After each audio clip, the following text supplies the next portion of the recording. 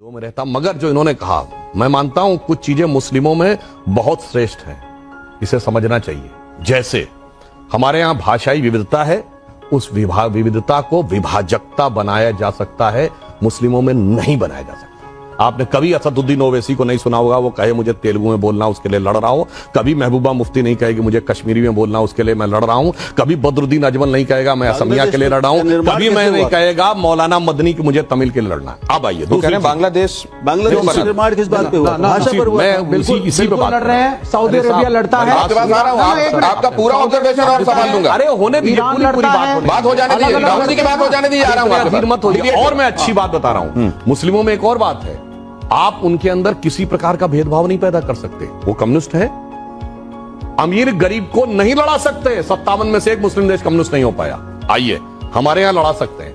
वहां पे आप उत्तर भारत दक्षिण भारत को नहीं लड़ा सकते, वहां पे आप अगड़े पिछड़े को नहीं लड़ा सकते, वहां आप सामान्य और दलित को नहीं लड़ा सकते। और मुस्लिम धर्म में सबसे खास बात क्या, जो आपने इस चुनाव में भी देखा, देखिए जो बात किसी समाज की प्रशंसनीय है उसे मानना चाहिए। वो ये कहता है कि मुझे मकान मिला, हेल विद इट, मुझे नल मिला, मुझे शौचालय मिला, मुझे आयुष्मान भारत मिला, हेल विद इट। मुझे देखना है कि मेरे जो नेताओं ने कहा मेरा कौम का फ्यूचर क्या दिख रहा है। I look at this.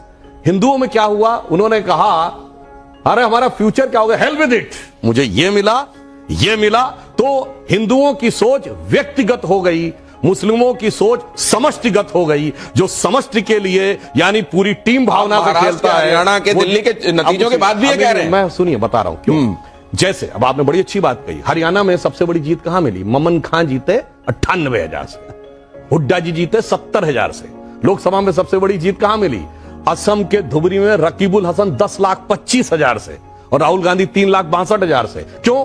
जिन इलाकों में 80-90% मुस्लिम है, वहां पे कोई इस्लाम के बारे में चू बोलकर भी चुनाव जीत के दिखा दे, मगर 80% हिंदुओं के देश में हिंदू धर्म को वायरस, HIV, कोरोना, इरेडिकेशन जीत के दिखाते हैं। मुझे लगता है कि ये चीज प्रशंसनीय है और ये उनसे